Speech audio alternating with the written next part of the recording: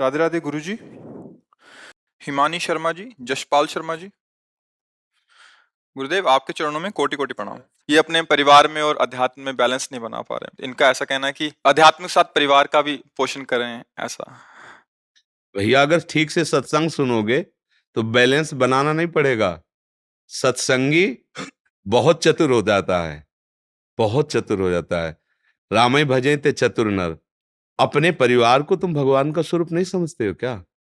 पत्नी के साथ पत्नी जैसा व्यवहार करना क्या भगवान की पूजा नहीं है क्या? पुत्र के साथ पुत्र जैसा व्यवहार करना क्या वो भगवान की पूजा नहीं है क्या?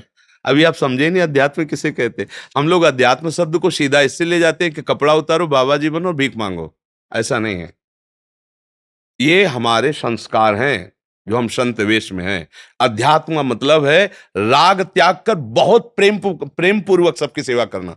राग दूषित है। वैराग्य किस लिए धारण किया जाता है? राग का त्याग। वैराग्य का मतलब कपड़ा उतारना नहीं। तो कहते आपने क्यों उतार दिया? क्योंकि मेरा संस्कार था, हमारे पूर्व जन्म के संस्कार से मुझे विरक्त वेश के लिए ही मेरा जीवन मिला है। लेकिन ये नहीं कि विरक्त वेश के बिना भगवत प्राप्ति नहीं हो सकती, ऐसी बात नहीं।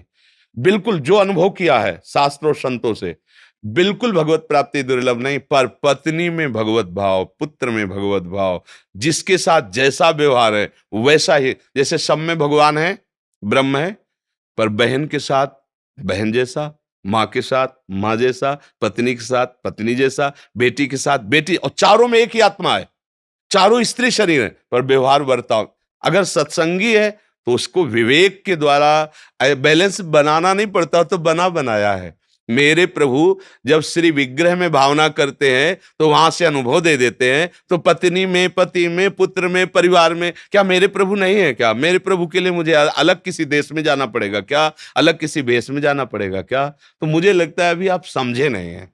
वैराग्य अंतर्वृत्ति है, बाहर से व्यवहार वैसे ही करो। मेरा थोड़ा क्वेश्चन ये है कि राग और वैराग के बीच में जो बैलेंस कैसे? राग तो बिल्कुल नहीं रखना। प्रेम सब जीवन सो प्रीति, रीति निभात आपनी। अभी तो समझे नहीं, तुम्हारे प्रश्न का ही तो उत्तर है। सब जीवन सो प्रीति। प्रीति और राग में अंतर होता है। राग में शरीर भाव को लेकर होता है और प्रीति में आत्म भाव को लेकर होता है। इस पत्नी के ढांचे के अंदर भगवान बैठा हुआ है और मुझे सेवा मिली पति की तरह बर्ताव करना। पुत्र के ढांचे के अंदर भगवान बैठा हुआ है और मुझे सेवा मिली पिता की तरह बर्ताव करना। अब बैलेंस बनाने की जरूरत है कि बैलेंस बना बनाया है। तुम्हारी समझ में आई बात हमारी? हाँ जी, एक और प्रश्न है जी। और अगर वैराग और अनुराग के बीच में बैलेंस कैसे बनाते? पहले शरीर भाव से ऊपर देखो। अब अटारी की हम बात करें और चढ़े एक सीढ़ी भी नहीं है तो वो केवल वार्ता होगी, अनुभूति नहीं होगी। मुझे लगता है बुद्धिमान उपासक वही है, केवल अगली सीढ़ी को देखे और फौरन उस पर पैर रखे तो अगली सीढ़ी अपने आप दिखाई दी, फिर उस पर चढ़े। छत में क्या और अपने आप पता चल जाएगा। अनुराग कहीं नया उत्पन्न नहीं होता। ये छाती की बात कह रहा हूं। हमारा अनुराग बटा हुआ है, नाम में, रूप में, नाना प्रकार की वस्तुओं में। उसे समेट कर, यही समेटना, ये ढांचे के अंदर प्रभु बैठा है। और जब वो गृहस्थी में रह सकता है वो, और एक गृहस्थी में रहते हुए इतने संत हुए कि हमें लगता है अगर भक्त चरित्र उठाओ तो अधिक मात्रा में आपको गृहस्थ संत ही ऊंची ऊंचाई पर स्थिति पर पहुंचे हुए, जिनके बच्चा बेटा भी है, पत्नी भी है, और ऐसी ऊंचाई पर चढ़ गए कि विरक्त महापुरुष उनके नीचे बैठ करके सत्संग उनका सुनते हैं। ऐसा नहीं सोचा जा सकता। बात यही तो है। गृहस्थ और विरक्त हम दोनों बेटे हैं भगवान के। दो मार्ग हैं, एक वैराग्य से चल रहा है और एक गृहस्थी से चल रहा है। और गृहस्थी से चलने वाला विशेष है। क्यों विशेष है?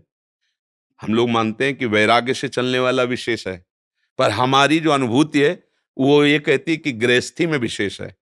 क्योंकि हमारे लिए एक ही कार्य है, मात्र केवल भगवान का चिंतन, दूसरा कोई कार्य नहीं। वो आपके लिए बहुत कार्य करते हुए भगवान का चिंतन करना, इसलिए हमसे ज्यादा कठिन साधना गृहस्थ में है। वो बहुत बातें करना है, उसको बहुत व्यापार करना है, बहुत प्रकार की उसको सामग्री जुटा। हमारे तो कुछ नहीं, भगवान जो देगा खा लेंगे, राधा राधा राधा।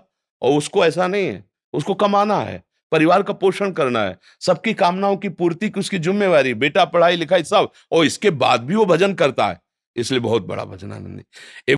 मानसी जी, राधे राधे। कुंज बिहारी श्री हरिदास। बाबा, आपके चरणों में कोटि कोटि प्रणाम। महाराज जी, मैं बहुत ही नीच और अधम हूँ।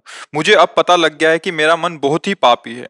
जब मन अपने आप पाप अर्थात चाल चलता है तो मुझे बहुत ही पीड़ा होती है। ये मनुष्यों को ही क्या, भगवान को भी नहीं छोड़ता। महाराज जी, मैं क्या करूं? इनका भाव शायद ऐसा है कि उन पे भी दोष दर्शन कर लेता है, भगवान पे भी, मनुष्यों पे भी है। तो आपका प्रश्न का उद्देश्य क्या है? मतलब कि मेरे मन में बहुत पाप आते हैं। मैं सोच देखो, अगर आप साधन करना चाहते हो, परमार्थ की बात सुनना चाहते हो, तो हम आपको बतावें। और व्यवहार की बात है तो सबके मन की यही दशा है। कभी मन को थोड़े अच्छे कार्य अच्छे लगते हैं, कभी गंदे से गंदे कार्य में भी राजी हो जाता है। मन की जो तरंगे हैं ना, वो ऐसी हैं। कबहू मन रंग तुरंग चढ़े, कबहू मन सोच करे धन का, कबहू मन नारी प्यारी लगे, कबहू मन त्याग चले बन का। इसकी तो तरंगे चलती रहती हैं। और वो तरंगे कहीं और जगह से नहीं आई, हमने जो जो पकड़ाया इसे, वही वही इसमें भरा हुआ है। अब अगर हम परमार्थ में चलना चाहते हैं तो अब अगर हमारी बात समझ पाओ तो है, अगर आपको सत्संग का कुछ श्रवण से ज्ञान है, मन बुद्धि चित्त अहंकार ये करण हैं। अंतःकरण सुना है कभी शब्द ऐसे कि हम बोलते चले जाएं ऊंची धरा की बात, तो आपको पकड़ में ना आवे तो फिर कैसे बात बनेगी? करण है अंतःकरण। करण माने होता है यंत्र, जिनके द्वारा क्रिया की जाती है। मन बुद्धि चित्त अहंकार ये चारों माया के द्वारा रचित हैं। हमारा जो स्वरूप है वो माया रचित नहीं है, हम भगवान के दिव्य अंश हैं। पर हम इसमें इतना तन्मय हो गए कि देखो जैसे निकलता है ना मेरा मन, ये तो कहने की बात है, मैं ही मन बन गया हूं। इतना प्रेम मन से होना हो गया है कि वो जो कह रहा है वो मैं स्वीकार करता हूं कि मैं ही कर रहा हूं। बस इस बात से थोड़ा अलग उपासक हो जाए तो साधना प्रारंभ हो जाए। मन का दृष्टा बनना है, मन नहीं बनना। मन आप नहीं है, मन आपका एक करण है। जैसे हाथ आप नहीं है, हाथ आपके शरीर का एक अंग है, आप थोड़ी शरीर है। अब ये शायद ज्ञान की बात समझ में आ रही कि नहीं आ रही? हाँ, अगर देख लो समझ में आ रही हो। पवित्र अंतःकरण, अब चूंकि प्रश्न ऐसे होते हैं कि वो अध्यात्म की धरा में ही पहुंचाए जा सकते हैं, तो जब तक हम इस मन से अपनापन रखेंगे तब तक ये हमें परास्त करेगा। और जब हम प्रभु से अपनापन करेंगे और मन पर निरीक्षण करेंगे, गलत बात फेंक रहा है, हमें इसकी नहीं सुनना है। मान लो आप हमको गलत सुनाते रहो, हम नहीं सुनेंगे, बैठे हम। आप कह रहे हो गलत करो चल के, हम नहीं करेंगे। पर वो हम तभी मानेंगे जब आप अलग हो हम अलग हैं। और अगर हम आप एक हो गए तो आपकी बात हमारी बात, हमारी बात आपकी बात। हमसे गलती यही जन्म जन्मांतरों से हो रही कि हम और मन एक हो गए हैं, तदात्म। अब वो जो कहता है वही हम करते हैं, और जो हमने किया वही उसके पास है। ये कहीं बाहर से नहीं फेंक रहा। मन में जो भरा है वही तो है, और भरा वही है जो आपने भरा है। कोई बाहरी थोड़ी भर गया है, हम ही ने तो अपने मन को भरा है। गंदी बातें भरी तो गंदी बातें दिखाई दे रही। अभी अच्छी बातें भर लो तो अच्छी बातें मन फेंकने लगेगा। निराश नहीं होना, खूब नाम जप करो, सत्संग सुनो, शास्त्र स्वाध्याय करो। मन की जो गलत प्रेरणाएं हैं उसकी बात नहीं माननी है। वो इस समय नशे में है। जैसे शराबी आदमी गाली दे तो क्या कर, जो बुद्धिमान आदमी लड़ता थोड़ी यार शराब पिए। ऐसे ही मोह मदिरा ज्ञान से युक्त मन है, आप कह रहे हैं कि वो भगवान पे भी दोष दर्शन कर लेगा, तो नशे में है। एक आदमी नशे में था तो राजा की सवारी जा रही थी, बीच में घुस गया और कहा, "ए, हाथी बेचेगा?" राजा से। तो सब हंस दिए, बोले इसको थोड़ा पकड़ के ले जाओ, बंदी बना के रखो, इसे सुबह लाना। जब सुबह लाए, कहा, "क्यों रे, मेरा हाथी खरीदेगा?" बोले, "हाथी खरीदने वाला तो उतर गया साहब।" हाँ, तो ये ऐसे ही मन है ना, ये भगवान पे गुरु पे सब पर दोष दर्शन कर सकता है, क्योंकि नशे में है। इसका नशा उतारो, माया का नशा उतरेगा। राधा राधा राधा, खूब नाम, श्यामा प्यारी कुंज बिहारी, खूब रटो, अभी मन निर्मल होने लगेगा।